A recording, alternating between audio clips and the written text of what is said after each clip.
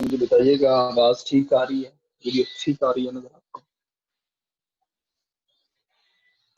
जी sir, सब कुछ ठीक है। चलिए, थैंक यू सो मच।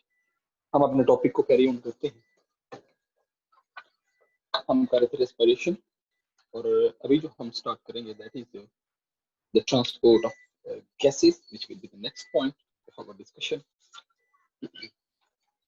हमें इसको जल्दी से वाइंड अप करना है ताकि कुछ चीज इसमें रह ना जाए।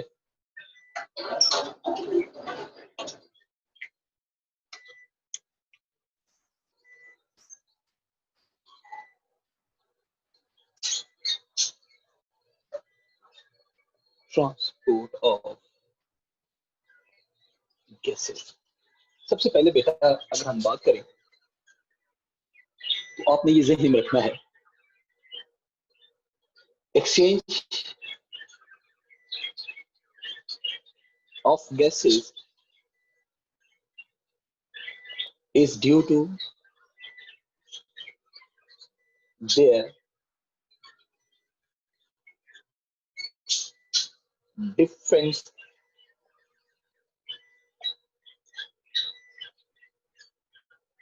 in partial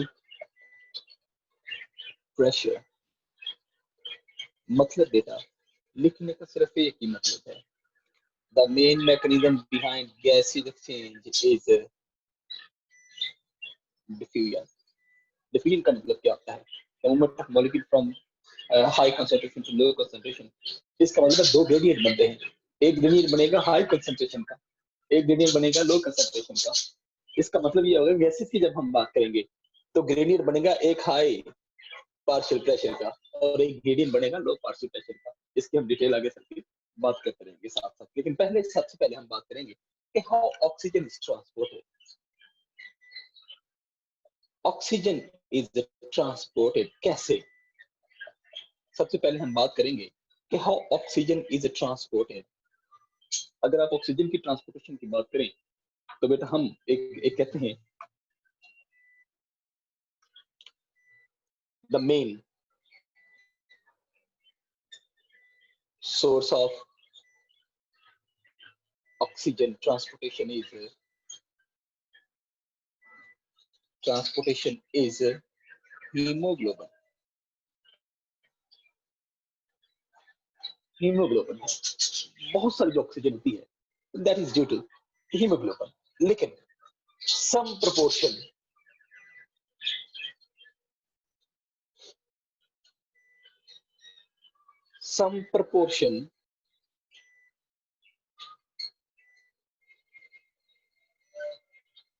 is transported in plasma dissolved form. ये प्लाज्मा के अंदर डिसॉल्व फॉर्म में भी कुछ प्रोपोर्शन जो होती है वो मूव करती है, लेकिन जो बहुत सारा हिस्सा होता है that is transported by the haemoglobin. और जो हीमोग्लोबिन होता है वो आपको पता है कि it is an efficient carrier protein. ये एक ऐसी प्रोटीन होती है जिसकी जो एफिशिएंसी होती है वो ऑक्सीजन ट्रांसपोर्टेशन में बहुत ज्यादा होती है। अब हम बात करेंगे बेटा, जब ऑक्सीजन ट्रांसपोर्ट होती है तो या तो वो लंग से ट्रांसपोर्ट होती है। अच्छा, मतलब अगर मैं आपसे पूछूंगा, जरा देखिएगा, लंग्स से वो जाएगी ब्लड में। अच्छा, फिर वो ब्लड में जाएगी, ब्लड में से जाएगी टिश्यू या सेल्स में। इसका मतलब है कि दो आगे ना, दो स्टेजेस हो गई, एक फ्रॉम लंग्स टू ब्लड कैसे ट्रांसपोर्ट होगी और दूसरी फ्रॉम ब्लड टू टिश्यूज ये कैसे ट्रांसपोर्ट होगी, और ये लोडिंग और अनलोडिंग इसकी कैसे होती है, ये भी बात हम करेंगे अभी। तो सबसे पहले हम देखते हैं एट लंग्स।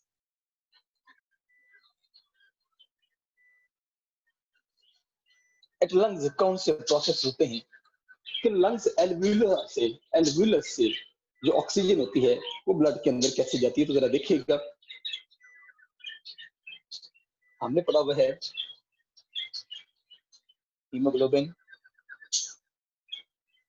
Plus oxygen. जैसे ही आपस में रिएक्ट करते हैं तो एक ऑक्सी हीमोग्लोबिन बनता है। कौन सा कलर होता है? You know very well, that is white red in colour. ये बिल्कुल व्हाइट रेड कलर का हो जाता है। आपने ये भी पढ़ा हुआ है मैक्सिमम। सर साइड से नजर नहीं आ रहा। ये ब्राइट रेड कलर मैंने लिख दिया, चले इसको हम निशान लगा लेते हैं।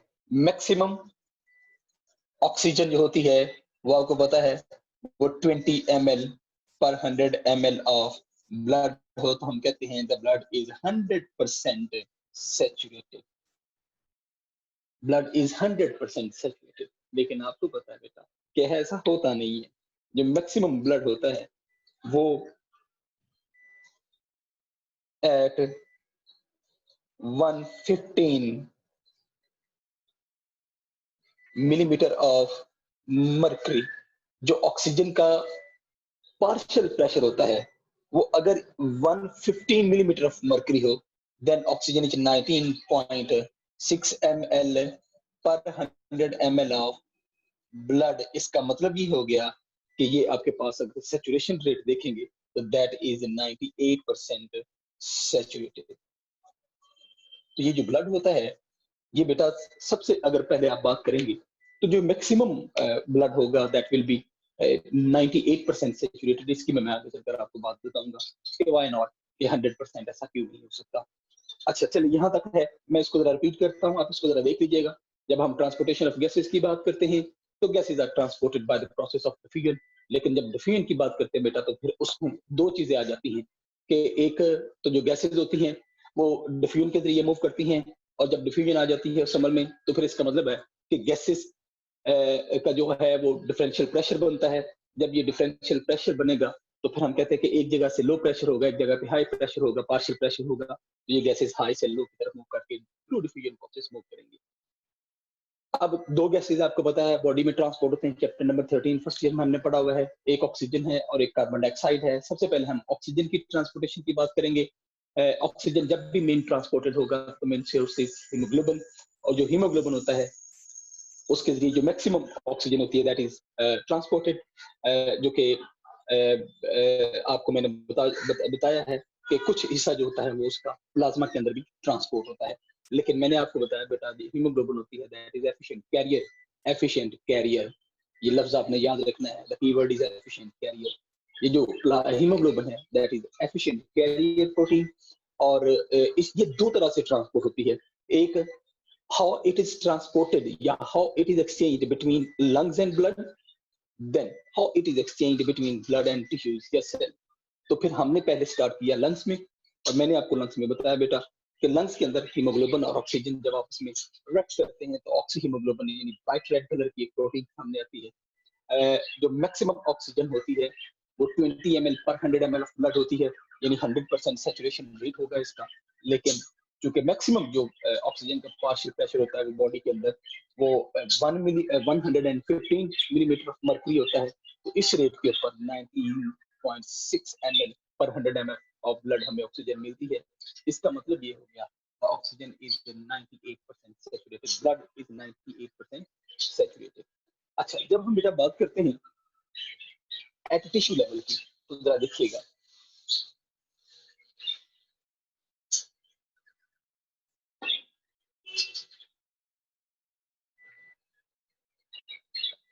एट टिश्यू लेवल, जब हम एट टिश्यू लेवल की बात करेंगे then oxyhaemoglobin is unstable. क्यों? क्योंकि लो पार्शियल प्रेशर होता है। Oxyhaemoglobin is unstable, main reason क्या है भाई? मेन रीजन मैंने लिख दी, the keyword is the low partial pressure of oxygen. जब आप low partial pressure of oxygen की बात करेंगे कहां पे? सेल्स में, तो फिर क्या होगा?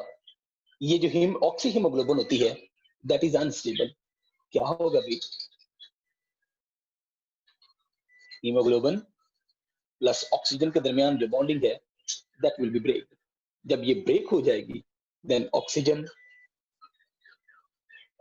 is shifted towards self. मतलब आप ये कह सकते हैं जो ऑक्सीजन है वो सेल्स की तरफ लोड हो जाएगी और जो हीमोग्लोबिन है नाउ इट इज फ्री, फिर वो लंग्स की तरफ आके दोबारा फिर ऑक्सीजन को कैरी करेगी। और आपको मैं एक बात बताऊं बेटा, जो ऑक्सी हीमोग्लोबिन होती है, oxy haemoglobin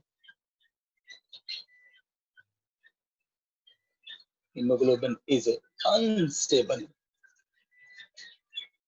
at low partial pressure, जैसे मैंने ऊपर बताया आपको। लेकिन कितना बेटा होगा मैक्सिमम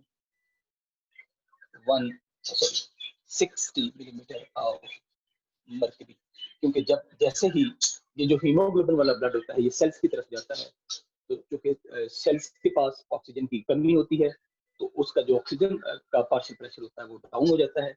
डाउन कितना हो जाता है, मैंने यहाँ पर लिखा that is 60 millimetre of mercury. जब ये 60 मिलीमीटर ऑफ मर्क्यूरी का प्रेशर होगा, फौरन से हीमोग्लोबिन और ऑक्सीजन डिसोसिएट हो जाएंगे, हीमोग्लोबिन विल बी फ्री, लेकिन जो ऑक्सीजन होगी that is transported to the cell. एक एमसीक्यूज आप जरूर लिखिएगा, और एक ये बड़ा की पॉइंट है, each 100 ml of blood carry 5 ml of oxygen। ये आपकी बुक में नहीं है, क्योंकि 13 चैप्टर के अंदर जो हम पढ़ते हैं उसमें तो हम ऑक्सीजन कार्बन डाइऑक्साइड का पढ़ते हैं कि each 100 ml of blood carry 4 ml of carbon dioxide, लेकिन ऑक्सीजन का वहां पे नहीं लिखा होगा। तो ये जरूर आप देख लीजिएगा कि each 100 ml of blood जो होता है वो ऑक्सीजन को भी 5 ml ऑफ ऑक्सीजन को ट्रांसपोर्ट करता है। अच्छा, लेकिन बेटा हमने पढ़ा हुआ है कि there are several factors that affect the transportation of oxygen, that affect the transportation of oxygen। कैसे, जरा देखिएगा, उसमें जो फैक्टर्स हैं वो हमने 3 पढ़े हुए हैं। Factors affecting transport of oxygen। 3 factor हमने बेटा पढ़े हुए हैं कि वो फैक्टर जो ऑक्सीजन की ट्रांसपोर्टेशन में बड़े बड़े इन्वॉल्व होती है। एक फैक्टर कौन सा उसमें से, the number 1 factor is temperature. बड़ा की रोल प्ले करता है ये temperature.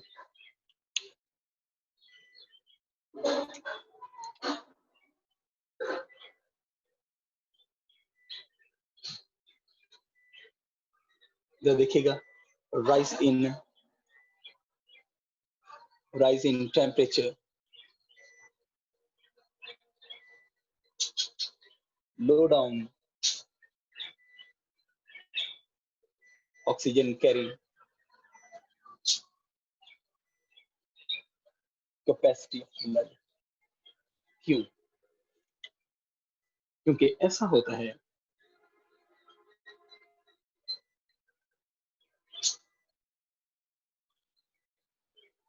binding ability is slow down। For example, जब हमारी मस्कुलर एक्टिविटी चल रही होती है, मस्कुलर एक्टिविटी जब इंक्रीज होती है तो हमारा बॉडी टेम्परेचर बढ़ जाता है। आपने देखा होगा कि बाजू का जब पेशेंट का जो टेम्परेचर होता है वो तकरीबन, वो डॉक्टर कहते हैं ना ये 103 पे बुखार है, तो बड़ी तेजी से जो इसकी ब्रीदिंग रेट होता है वो तेज हो जाता है। वो इसलिए तेज हो जाता है कि एट हाई लेवल जब टेम्परेचर पे जाते हैं तो जो बाइंडिंग एबिलिटी बिटवीन हीमोग्लोबिन और ऑक्सीजन होती है, जिसको हम ऑक्सी हीमोग्लोबिन कहते हैं, वो अनस्टेबल होती है और वो मिनिमम बनती है। इसलिए जो ऑक्सीजन की ट्रांसपोर्टेशन होती है वो थोड़ी सी मुश्किल होती है और वो तेजी से सांस लेकर उसकी कमी को पूरा कर रहे होते हैं। तो हाई टेम्परेचर भी ऑक्सीजन कैरिंग कैपेसिटी को स्लो डाउन करता है। अच्छा, फिर उसके बाद number 2 pH। Any decrease in pH will slow down oxygen carrying capacity। जो pH, कोई भी pH होती है, जब वो स्लो डाउन होती है तो वो oxygen carrying capacity of the haemoglobin slow down होती है। फॉर एग्जांपल इसका मतलब क्या है, जरा देखिए आपने, लो पीएच का मतलब ये है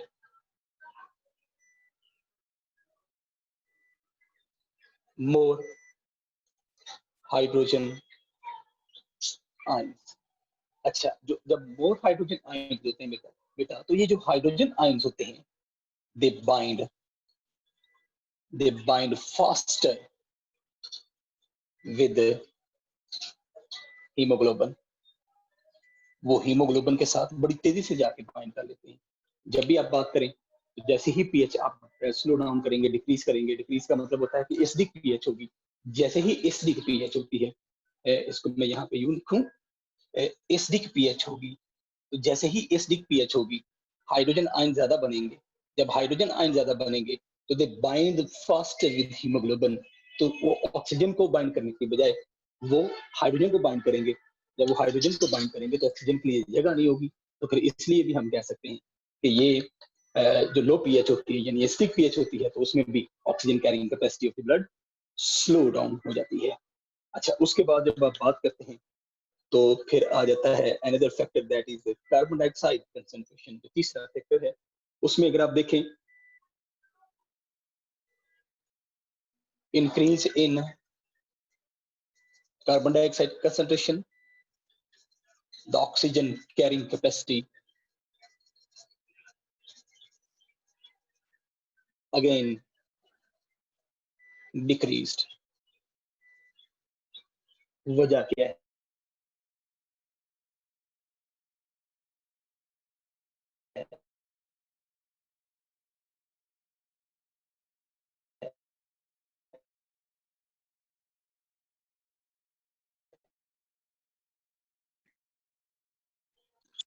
सरफेस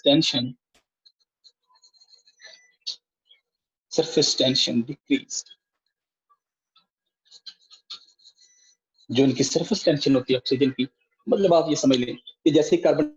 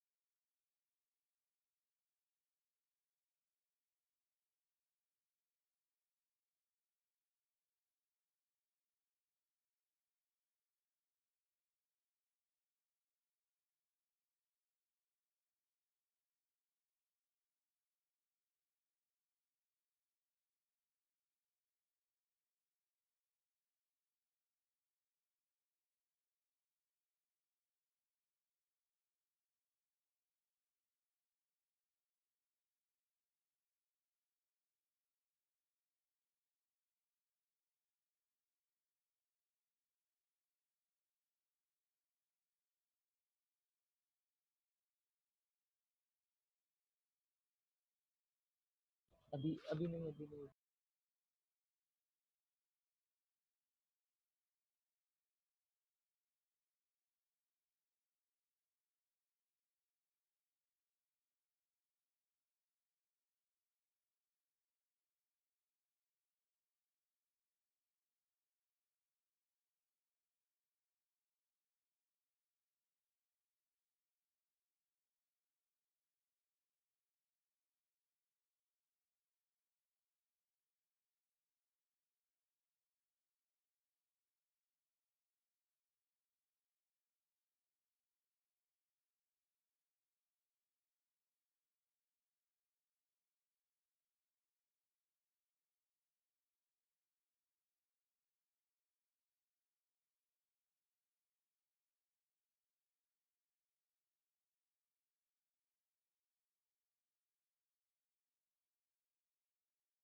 मेरे पापा के एक पता है आपको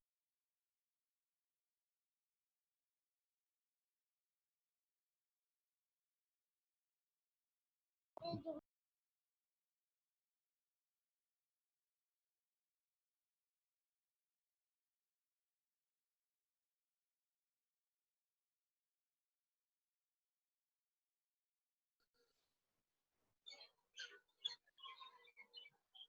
अच्छा जी, हम बात कर रहे थे बेटा कि जैसे जैसे कार्बन डाइऑक्साइड की कंसंट्रेशन इंक्रीज होती है, वैसे वैसे जो पार्शियल प्रेशर ऑफ ऑक्सीजन है दैट इज स्लो डाउन, और जैसे जैसे partial pressure of oxygen slow down होता है, तो फिर जो हीमोग्लोबिन होती है वो कार्बन डाइऑक्साइड के साथ भी लिंक बना सकती है। तो जैसे जैसे वो कार्बन डाइऑक्साइड के साथ लिंक बनाएगी, oxygen carrying capacity will also decrease with increase in carbon dioxide concentration. तो ये इसके फैक्टर्स हैं। अब फौरन से स्टार्ट करते हैं the transportation of carbon dioxide. तो ये आपने दोनों तीनों में जब हमने देखा तो डिक्रीज जब भी होती है तो वो कार्बन डाइऑक्साइड कंसंट्रेशन के इंक्रीज होने से, टेम्परेचर के इंक्रीज होने से और पीएच के डिक्रीज होने से, यानी पीएच जितनी एसिडिक होगी उतने हाइड्रोजन आयन ज्यादा लिबरेट होंगे, और जितने हाइड्रोजन आयन ज्यादा लिबरेट होंगे उतने ही ज्यादा वो उसके साथ carbon oxygen carrying capacity of oxygen low होगी। और सर अच्छा चलो, बेसिक पीएच का क्या इफेक्ट होगा? बेसिक पीएच में आप कहते हैं हमारा जो ब्लड होता है उसकी 9.35 टू 9.45 तक पीएच होती है, तो उसमें तो बड़ी बेस्ट ऑक्सीजन कैरिंग कैपेसिटी हो रही होती है। अच्छा जी, लेकिन इसका जी मतलब सर। ये नहीं है कि आप 14 पे लेकर जाए तो सबसे बेस्ट होगी, उसके अपने असरात होते हैं ना। अच्छा चलिए, ट्रांसपोर्टेशन ऑफ कार्बन डाइऑक्साइड। जब मैं बेटा कार्बन डाइऑक्साइड की ट्रांसपोर्टेशन की बात करते हैं, हमने पढ़ा हुआ है कि जो कार्बन डाइऑक्साइड होती है more it has more affinity with hemoglobin than oxygen। ये आपने ध्यान में रखना है, ये कीवर्ड मैं आपको बता रहा हूँ। जो हीमोग्लोबिन, ये जो कार्बन डाइऑक्साइड है, it has more affinity with haemoglobin, it has more tendency to more quickly bond with haemoglobin. जो हीमोग्लोबिन का आयरन मॉलिक्यूल होता है, आपने पढ़ा हुआ है कि हीमोग्लोबिन के अंदर एक कोर एलिमेंट होता है या कोर कैटायन होता है जिसको हम आयरन कहते हैं। आयरन के साथ जब ये बॉन्डिंग बनाता है बेटा कार्बन डाइऑक्साइड, तो इसकी जो कैपेसिटी, जो अफिनिटी होती है, वो इसके केमिकल स्ट्रक्चर की वजह से ऑक्सीजन की निस्बत ज्यादा इसलिए होती है।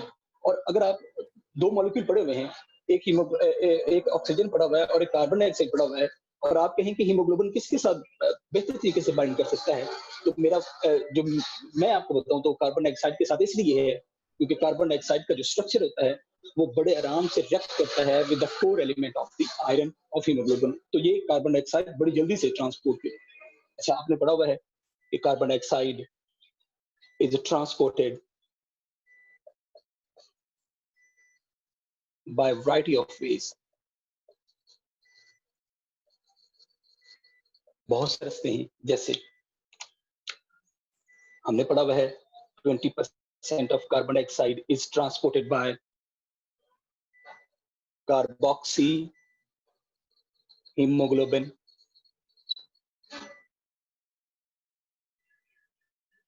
जिसका हमने दूसरा नाम कार्बामाइनो हीमोग्लोबिन का भी रखा हुआ है। हीमोग्लोबिन, कार्बामाइनो हीमोग्लोबिन का भी हमने इसको कहते हैं। फिर हमने ये भी पढ़ा हुआ बेटा 5% of carbon dioxide is transported by the plasma proteins. कुछ प्रोटीन्स ऐसी होती हैं which have very much affinity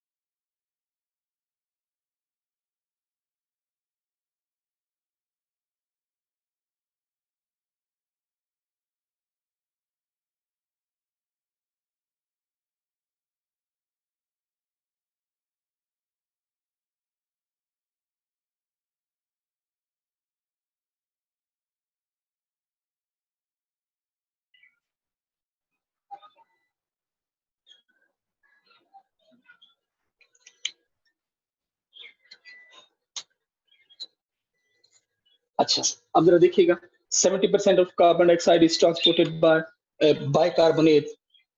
bicarbonate ions की सूरत में, और उसके बाद जो अगेन 5% है that is transported in the dissolved form. ये डिसॉल्व फॉर्म की सूरत में मूव करती है जब ये ब्लड के अंदर मूव कर रही होती है।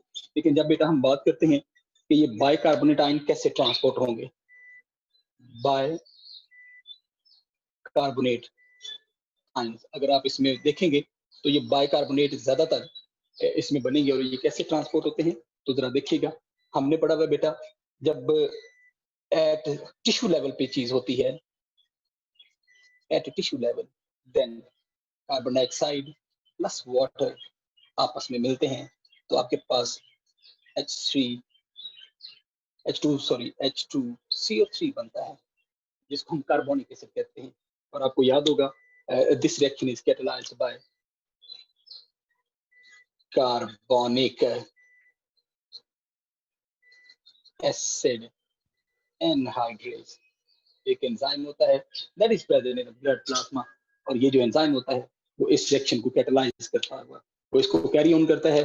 फिर जो आगे ये वाला जो कार्बोनिक एसिड होता है यानी H2CO3 it dissociate into H plus HCO3। ये जो बाइकार्बोनेट आयन होते हैं ये ब्लड के जरिए मूव करते हुए, ये अगेन ब्लड के जरिए मूव करते हुए they will move into the lungs, ये लंग्स तक जाएंगे।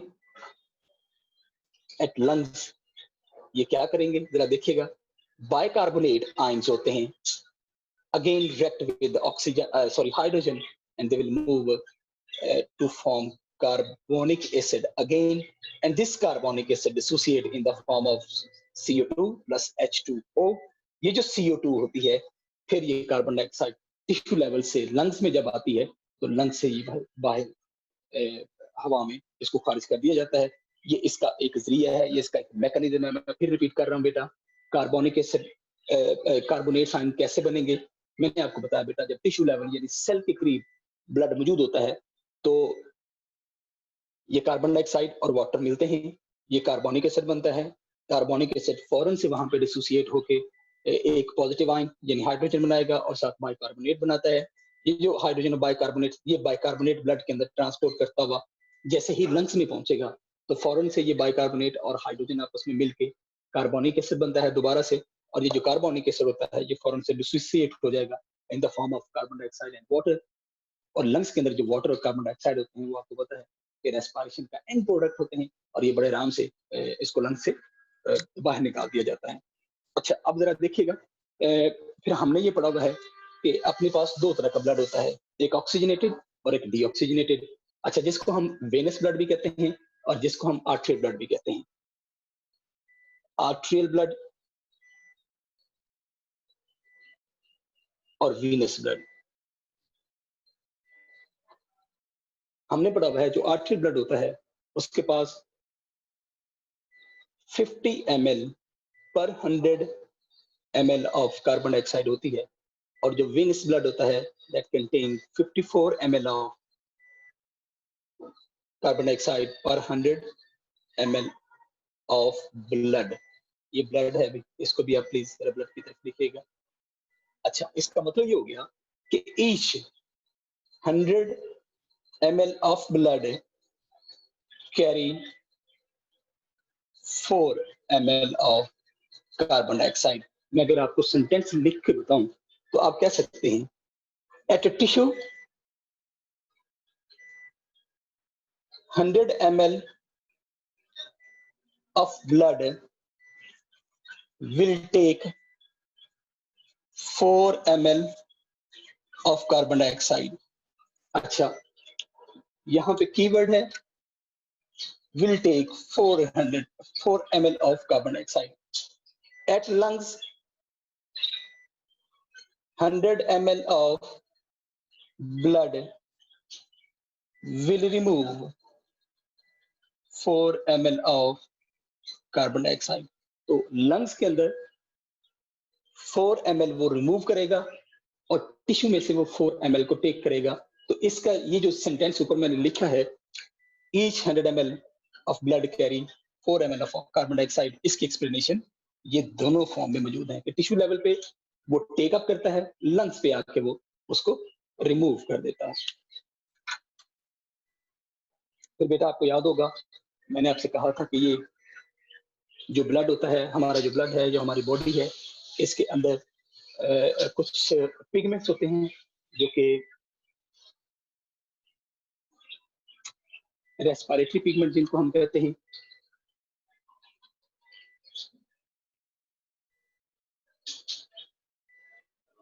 रेस्पिरेटरी पिगमेंट्स, मैं एक कंपैरिजन भी पेश करूंगा, लेकिन मैं आपको बताता चलूं कि रेस्पिरेटरी पिगमेंट जो होते हैं वो हमारी बॉडी के अंदर दो हैं। एक को हम कहते हैं हीमोग्लोबिन और एक को हम कहते हैं बेटा मायोग्लोबिन। हीमोग्लोबिन जो होता है that will increase 75 times more carbon oxygen carrying capacity. मतलब वो अब ये कह ले कि अगर हमारे ब्लड के अंदर हीमोग्लोबिन ना होती तो शायद इतनी ज्यादा अमाउंट में जो ऑक्सीजन है वो ट्रांसपोर्ट ना होती। तो जो हीमोग्लोबिन होती है it increases oxygen carrying capacity 70 time more in the blood. जो मायोग्लोबिन है इसको हम मसल हीमोग्लोबिन का नाम भी देते हैं, is also known as muscle haemoglobin. मैं आपके सामने एक कंपैरिजन व्यू रखूंगा, हम इसकी बात करेंगे फीचर्स की, and features will be discussed in haemoglobin and myoglobin. ये एक टेबुलेटेड फॉर्म में मैं आपके सामने इसको डिस्कस करूंगा। सबसे पहले हम बात करेंगे वेयर दे आर लोकेटेड, यानी इनकी लोकेशन क्या होती है। हाँ जी, इसकी लोकेशन क्या होगी, haemoglobin is present in blood. इसकी लोकेशन क्या होगी, myoglobin is present in muscles. अच्छा, फिर ये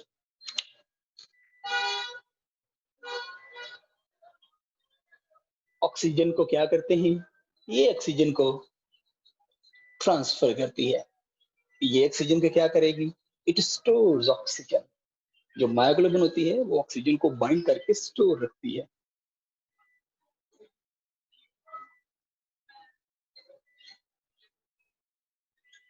अच्छा, उसके बाद स्ट्रक्चर की बात करें तो स्ट्रक्चर के अंदर अगर आप देखेंगे 4 पॉलीपेप्टाइड चेन। कौन सी बेटा, 2 अल्फा प्लस 2 बीटा। लेकिन इसके पास सिंगल पॉलीपेप्टाइड चेन, इसके पास सिर्फ एक ही चेन होती है जिसको हम सिंगल पॉलीपेप्टाइड चेन का नाम देते हैं। अच्छा, इसके बाद कैपेसिटी फॉर ऑक्सीजन। ऑक्सीजन की कैपेसिटी किसके पास ज्यादा होती है, it has more capacity for oxygen, it has less capacity for oxygen. क्यों भाई,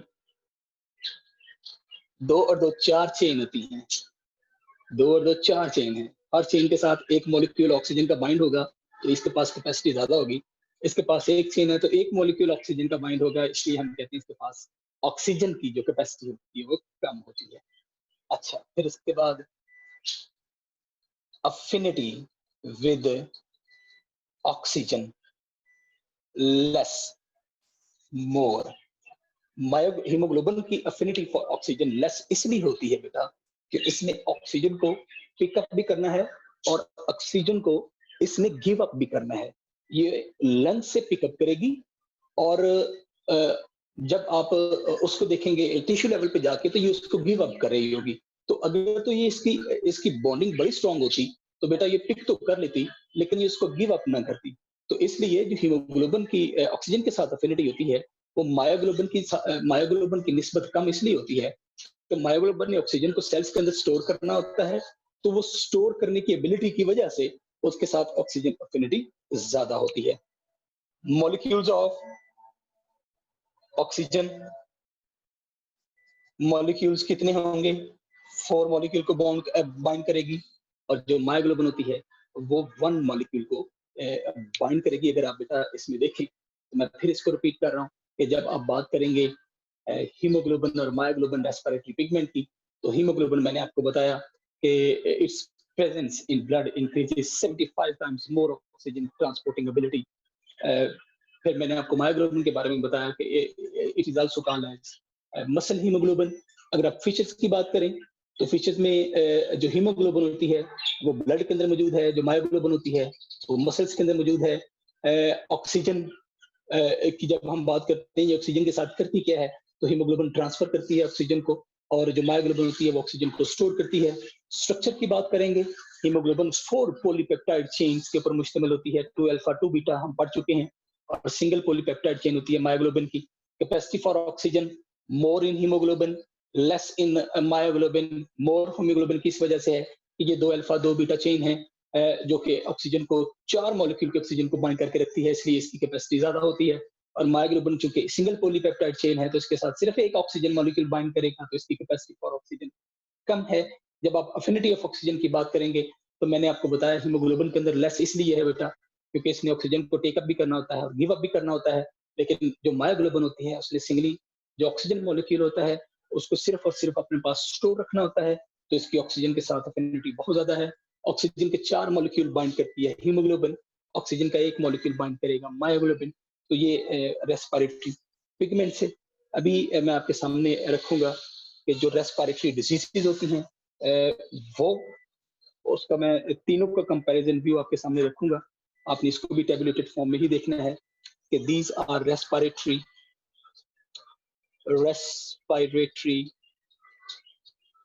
डिसऑर्डर्स। जो रेस्पिरेटरी डिसऑर्डर्स हैं उसको जरा देखिएगा।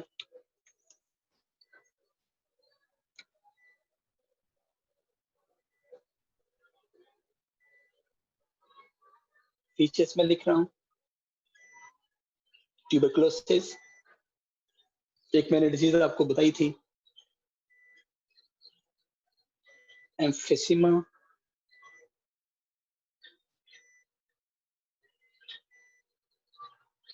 एक मैंने बेटा आपको बताई थी दैट इज कैंसर। जो हमने कहा था कि हम ये 3 डिजीजेस करेंगे, एक ये टीबी, एम्फिसिमा और एक कैंसर की डिजीज। हम ये 3 डिजीजेस करेंगे जो कि हमारा रेस्पिरेटरी पिगमेंट है। सबसे पहले हम इस डिजीज की बात कर लेते हैं कि ये डिजीज होती क्या है। जो टीबी है it is infectory, it is infection. ये तो इन्फेक्शन होती है भाई। ये क्या होती है? It is break down of alveolar या एल्व्यूलस वॉल्स। और जो कैंसर है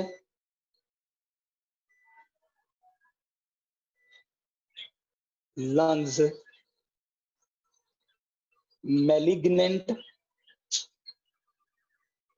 ट्यूमर जो कि अनलिमिटेड ग्रोथ। आप बेटा बेहतर जानते हैं कि जो कैंसर होता है वो हमेशा अनलिमिटेड ग्रोथ होती है, और ये मैलिग्नेंसी होती है। मैलिग्नेंसी का मतलब ये होता है बेटा कि आपने ये भी पढ़ा हुआ चैप्टर नंबर 21 सेकंड ईयर में कि मैलिग्नेंसी के दौरान ये बनता कहीं और पे है और ये ट्रांसपोर्ट होकर लंग्स की तरफ हो जाता है। अच्छा, जब आप इसके कॉजेस की बात करते हैं, what are different causes of this disease, तो ये बेटा एक बैक्टीरिया है जिसका नाम है मायोबैक्टीरियम ट्यूबरकुलोसिस।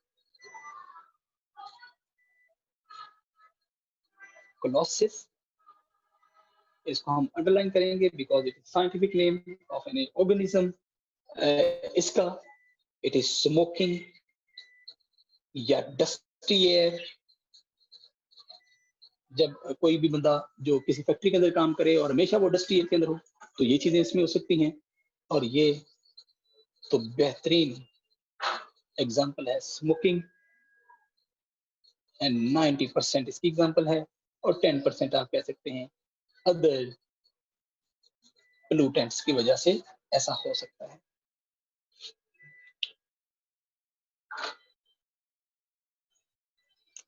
इसमें सिम्टम्स क्या होंगे?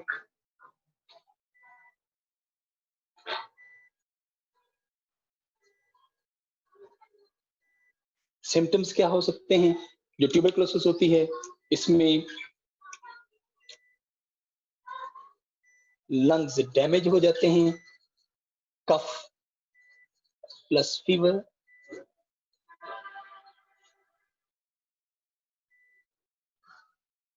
इसमें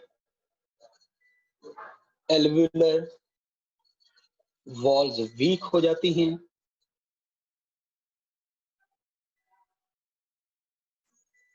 कफिंग बहुत ज्यादा होती है, विजिंग बहुत ज्यादा होती है,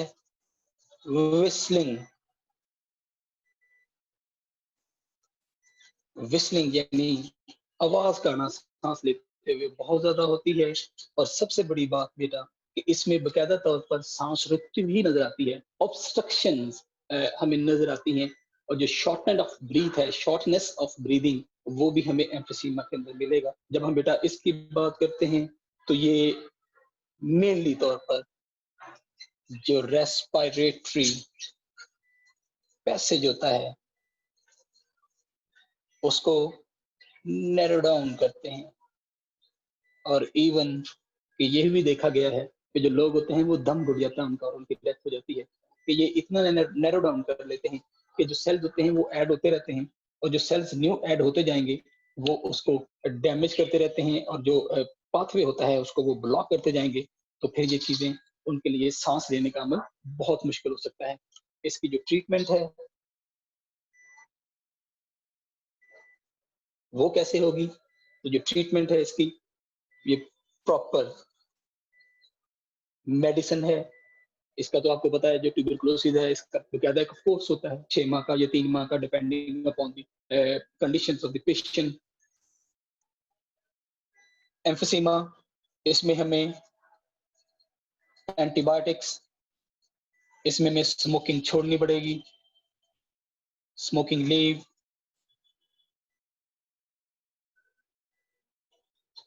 और कुछ ऐसे केमिकल होते हैं जिससे जो ब्रोंकाई होते हैं वो डायलेट हो जाते हैं, वो भी साथ में पेशेंट को देना पड़ेगा ताकि उनके जो ब्रोंकाई होते हैं वो डायलेटिंग फॉर्म में रहें। इसका बेटा जो कैंसर है आपको पता है, या तो वो कीमोथेरापी है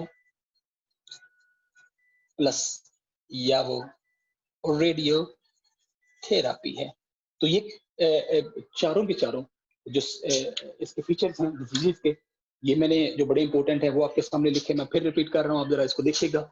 रेस्पिरेटरी डिसऑर्डर्स में जो हम कोर्स में करेंगे वो एक है टीबी, एक है एम्फीसीमा और एक है कैंसर। जो फीचर है उसमें मैं आपके सामने लिख रहा है कि जैसे डिजीज है तो टीबी एक इन्फेक्टिव डिजीज है, बैक्टीरिया इसका सोर्स है। एम्फीसीमा ये break down of alveoli due to the bad environment, और जो कैंसर है वो हमेशा मैलिग्नेंसी कैंसर होगा, यहाँ पे मैलिग्नेंसी ट्यूमर होगा जो अनलिमिटेड ग्रोथ की वजह से होता है। जब आप कॉजेस की बात करेंगे तो Mycobacterium tuberculosis is a cause of TB. Emphysema जो थी वो स्मोकिंग या डस्टी एयर, जहाँ पे बंदा काम कर रहा है और बार बार वहां से डस्ट उड़ रही है तो वो इनहेल करता जाएगा, अल्टीमेटली जो ब्रेक डाउन ऑफ एल्वियोलाई हो जाएगी। जो कैंसर है उसका 90% सोर्स स्मोकिंग है, लेकिन 10% दूसरे भी पोल्यूटेंट्स होते हैं जैसे नियर इंडस्ट्री जोन्स। आपको पता है कि जो इंडस्ट्रीज होती हैं वो भी तरह तरह के केमिकल्स को हवा में छोड़ते हैं, तो वो जो नियर इंडस्ट्रीज के अंदर के साथ रहना भी इतना अच्छा नहीं है। जो सिम्टम्स हैं उसमें लंग्स डैमेज हो जाते हैं, टीबी के अंदर कफ और फीवर होता है। एम्फीसीमा में मैंने आपको बताया एल्वियुलर वॉक वीक होके कफिंग स्टार्ट होती है, विजिंग विस्लिंग और शॉर्टनेस ऑफ ब्रीदिंग हो जाती है, और जो ऑब्स्ट्रक्शन होती है पैसेज के हवा का, या अंदर नहीं जा रही होती या बाहर नहीं जा रही होती, तो ये ऑब्स्ट्रक्शन भी हो जाती है इन ब्रीदिंग। जब आप कैंसर की बात करेंगे तो बेटा रेस्पिरेटरी पैसेज नैरो डाउन हो जाता है। तो मैंने यहाँ तक भी देखा है कि जो कैंसर पेशेंट होते हैं उनके जो बिल्कुल विंड पाइप होते हैं या ब्रोंकियोल्स या ब्रोंकाई होते हैं वो बिल्कुल बंद हो जाते हैं और वो उनकी डेथ फौरन से होती है। ट्रीटमेंट में मैंने लिखा कि टीबी की ट्रीटमेंट तो मेडिसिन एक प्रॉपर कोर्स है। एम्फीसीमा जो है इससे एंटीबायोटिक स्मोकिंग क्विट करना पड़ेगी हमें। ब्रोंकियोडायलेटर्स होते हैं जो केमिकल्स होते हैं जो ब्रोंकियोल को जरा थोड़ा सा डायलेट करते हैं ताकि हवा की जो ऑब्स्ट्रक्शन है वो ना हो।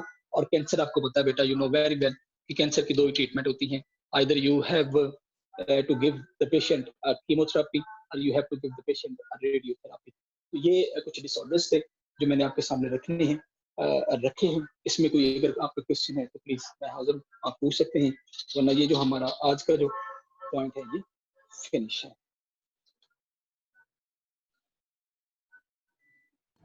सर विजिंग और विस्लिंग का मायने दोबारा बता दें। विस्लिंग का मतलब होता है जब वो बंदा सांस लेता है ना बेटा, तो उसके गले से आवाज जैसे वो सीटी बजती है ना, वैसे आवाज आती है। और जब हम विजिंग की बात कर रहे हो तो विजिंग का मतलब होता है कि जब उनकी oxygen saturation of the blood पूरी नहीं होगी तो अल्टीमेटली उनको दौरे नजर आ रहे होते हैं। ये ऐसा ऑब्जर्वेबल है, उसको हम विजिंग कहते हैं, धुंधलाहट नजर आना। जी सर और ठीक है। इसमें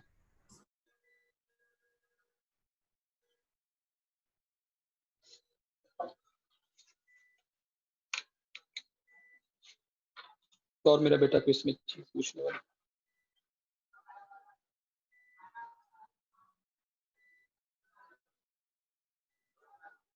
अच्छा चलें, एक छोटा सा आपसे मैं क्वेश्चन पूछता हूँ, आप उसमें जरा ट्राई करते हैं।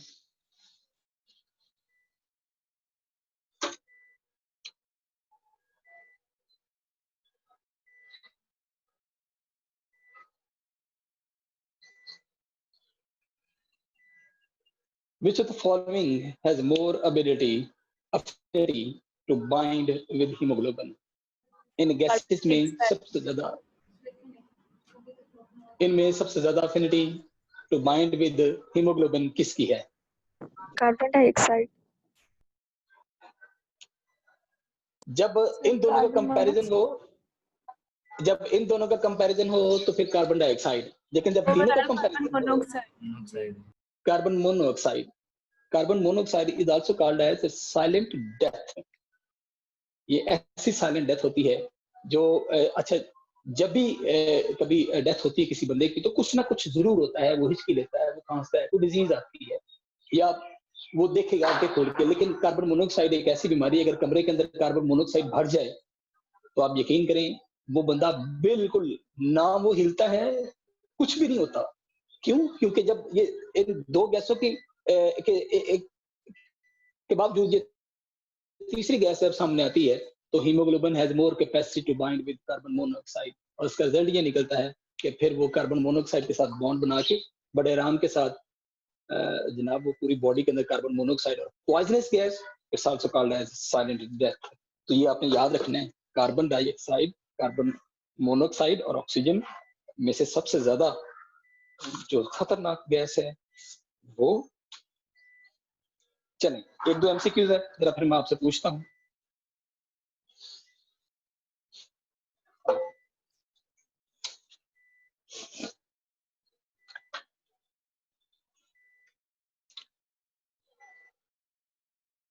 Surfactant is present in A. Bronchi, बड़ा आसान है ये, bronchioles, C. alveoli, and D. trachea। हाँ जी, एल्वोलाई, एल्वुलर डक्ट में बसे होते हैं तो एल्वोलाई। यस, ये is right answer is alveolus, alveoli the right answer है इसका। Very good. अच्छा, उसके बाद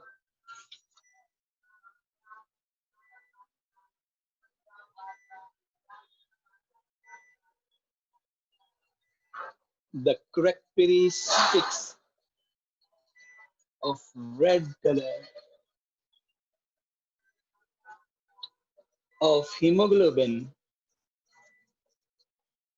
is due to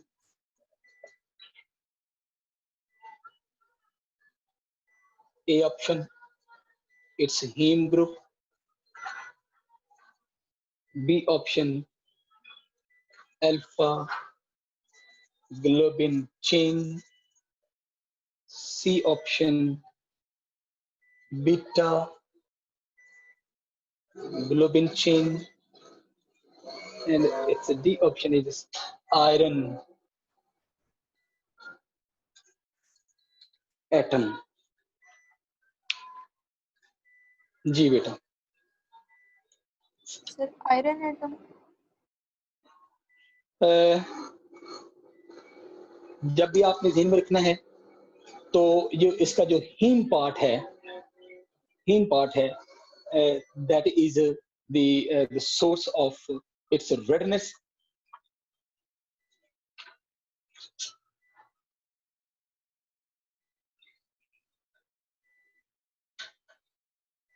That is the source of its redness. जो इसका हीम पार्ट होता है, क्योंकि हीम पार्ट जो होता है वो इसका नॉन प्रोटीन पार्ट होता है. सिर्फ आयरन सिर्फ ऐसा है कि वो रेड इन कलर नहीं होता. सिर्फ आयरन रेड इन कलर नहीं होता, क्योंकि आयरन जिन मॉलिक्यूल्स के साथ अपनी बॉन्डिंग बनाता है प्रोटीन की वजह से प्रोटीन के मिलने के लिए, तो उसको हम टोटली सारी एरिया को कहते हैं कि ये नॉन प्रोटीन पार्ट है.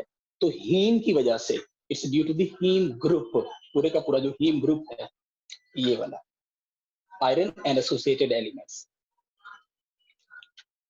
सिर्फ आयरन आइटम सिर्फ उसको नहीं करता. चलिए एक और करते हैं.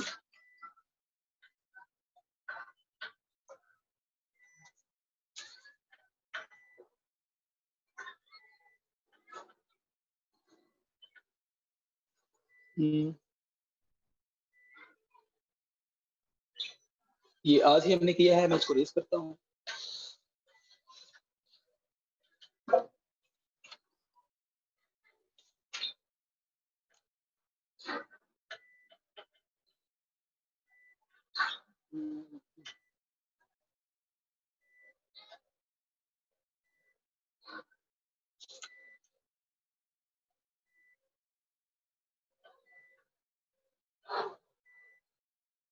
Oxygen pressure is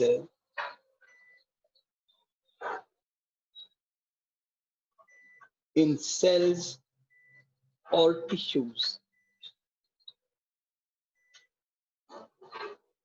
A, 158 millimeter of mercury. B, 115 millimeter of mercury. C, less than 100 millimeter of mercury. Or D, less than 60 millimeter of mercury. आज हमने किया है. Beta option. इसकी बीटा ऑप्शन. नहीं भाई, क्या हो गया. सेल्स की बात हो रही है, लंग्स की बात नहीं हो रही. लंग्स के अंदर उनका जो प्रेशर है वो 115 मिलीमीटर ऑफ मर्क्यूरी है.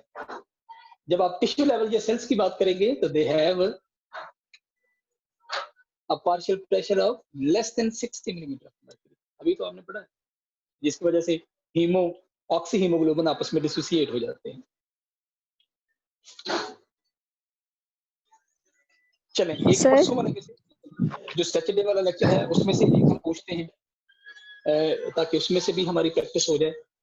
जरा देखिएगा एक एमसीक्यू, उसमें opening from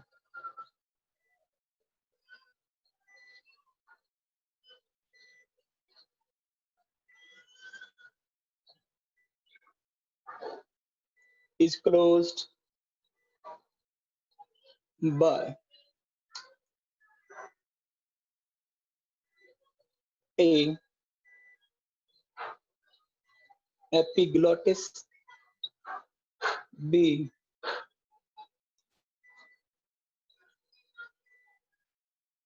esophageal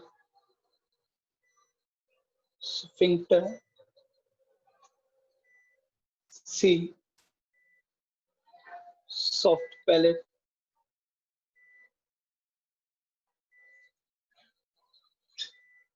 And the option is tongue. And its right option is जी बेटा, its right option is opening from nose to throat is closed by. बड़ा घूम के क्वेश्चन पूछा गया. Tongue. Its right option is soft palate. याद रखें जरा, जब मैंने आपको पढ़ाया तो मैंने आपको बताया था कि जो इंटरनल नॉस्ट्रिल्स होते हैं they are closed by soft palate when soft palate is pushed up by the tongue. जब जुबान ऊपर की तरफ उठती है, जब जुबान ऊपर की तरफ उठती है तो वो सॉफ्ट पैलेट को अपवर्ड पुश करती है. उसका रिजल्ट क्या होता है, जो इंटरनल नॉस्ट्रिल्स होते हैं वो क्लोज हो जाते हैं. इसका मतलब है जो इंटरनल नॉस्ट्रिल्स हैं ओपनिंग फ्रॉम नोज, वो नोज की तरफ से आते हैं, to throat is closed by soft palate. जो सॉफ्ट पैलेट होता है वो इंटरनल नॉस्ट्रिल्स को क्लोज करता है, जिसका मतलब यही होता है कि वो इंटरनल नॉस्ट्रिल्स को कंट्रोल करेगा. तो चलिए जी, टाइम आपका ओवर हो गया, क्लास का टाइम हो गया, मेरी भी क्लास खत्म. सर एपिग्लोटिस, और ये एपिग्लोटिस थ्रोट की ओपनिंग को कवर करेगा? नहीं, एपिग्लोटिस बेटा ग्लोटिस को कवर करता है ना, ये तो ट्रैकिया को कवर करेगा भाई. मैं बात कर रहा हूँ इसकी ओपनिंग फ्रॉम नोज की ना. Epiglottis cover to the glottis, यानी ये ट्रैकिया की ओपनिंग को कवर करेगा. इसमें नोज के तो साथ इसका कोई लिंक नहीं है ना, ये तो नीचे होता है. और जो ओपनिंग होती है ना, इंटरनल नॉस्ट्रिल्स होते हैं, they are present at the roof of buccal cavity. तो वो उसको क्लोज करने के लिए सॉफ्ट पैलेट होता है. एक हमारा हार्ड पैलेट होता है ना, जिसको हम पैलेटाइन बोन कहते हैं, उसके पीछे एक मस्कुलर सॉफ्ट पैलेट मौजूद होता है, जो समवट कार्टिलेज होता है, वो सॉफ्ट हो जाता है बिल्कुल. तो हम उसको कहते हैं कि सॉफ्ट पैलेट होता है वो इंटरनल नॉस्ट्रिल्स को कंट्रोल करता है. और इंटरनल नॉस्ट्रिल्स हमेशा नोज से आते हैं. नोज एक्सटर्नल नॉस्ट्रिल से होते हुए, नेजल कैविटी से होते हुए, इंटरनल नॉस्ट्रिल से होते हुए गले में आते हैं. सर ये आपने और ये जो ट्रांसपोर्ट ऑफ कार्बन डाइऑक्साइड में आपने कहा कि 50 ml ऑफ 50 ml ऑक्सीजन होती है पर 100 ml ऑफ ब्लड, और ट्रांसपोर्ट ऑफ ऑक्सीजन में 20 ml कहाँ से, ये समझ नहीं आई, एक्सप्लेन कर दें. बेटा जब आप बात करते हैं ना कि ऑक्सीजन इज प्रेजेंट, ऑक्सीजन मौजूद होती है ब्लड के अंदर. कितनी मौजूद होती है कि जो मैक्सिमम ऑक्सीजन मौजूद होती है वो 20 ml पर 100 ml ब्लड होती है, जब 100 अपना ब्लड 100% सैचुरेट होता है. अच्छा, लेकिन निस्बतन ऑक्सीजन के carbon dioxide is also present in very high amount. कितना, जो वेनस ब्लड होता है उसके अंदर ये तकरीबन almost 54 ml of carbon dioxide मौजूद होती है. जो आर्टरी ब्लड होता है उसके अंदर 50 ml कार्बन डाइऑक्साइड मौजूद होती है. अच्छा, अब जो आर्टरी ब्लड है उसके अंदर 20 ml पर 100 ml ऑफ ऑक्सीजन है और 50 ml पर 100 ml कार्बन डाइऑक्साइड है. अच्छा, ये दोनों गैसेस साइमल्टेनियसली ट्रांसपोर्ट हो रही हैं. अच्छा, लेकिन आप मुझे ये बताएं बेटा कि carbon dioxide is present in high quantity 50 ml. उसी ब्लड के अंदर कार्बन डाइऑक्साइड 50 ml है, उसी ब्लड के अंदर जो ऑक्सीजन है वो 20 ml है. अब दोनों में से ज्यादा इंपॉर्टेंट कौन सी है, जरा मुझे बता दीजिएगा. कार्बन डाइऑक्साइड या ऑक्सीजन? ऑक्सीजन. नहीं नहीं,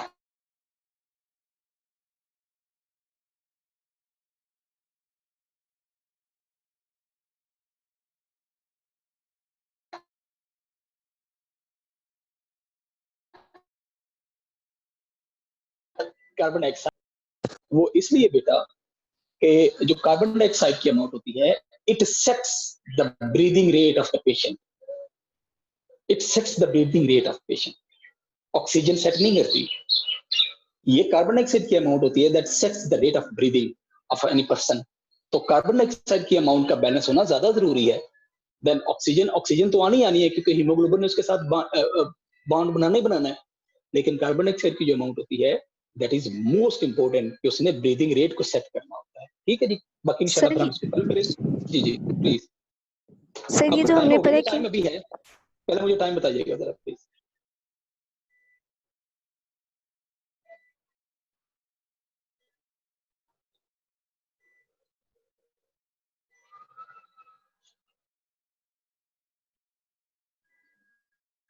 हम क्लास का टाइम तो बेटा बड़ा 10 मिनट और हो गए।